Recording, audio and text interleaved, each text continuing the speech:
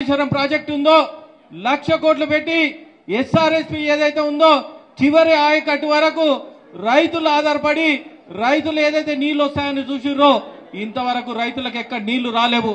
అదే విధంగా ఏదైతే బ్యాక్ వాటర్ ఉందో బ్యాక్ వాటర్ లో నీళ్లుల మునిగిన ఏదైతే పంటలు ఉన్నాయో ఆ పంటలకు గత ప్రభుత్వం ఏమిచ్చిందంటే క్రాప్ హాలిడే తర్వాత ఇంతవరకు దాన్ని అమలు చేయకపోవడం ఆ పార్టీ అమలు చేయలేదు, ఈ పార్టీ అమలు చేయలేదు।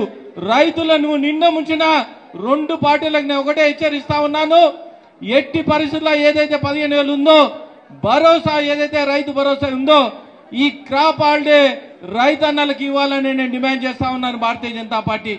అదేవిధంగా ఏదైతే సన్న వడ్లకు 500 రూపాయలు బోనస్ ఇస్తానని చెప్పి మీరు 39 కోట్ల రూపాయలు ఈ జిల్లాకు అమౌంట్ ఇవ్వాలి, ఇమ్మీడియట్లీ రైతన్నల అకౌంట్లో వేయాలని డిమాండ్ చేస్తా ఉన్నాం।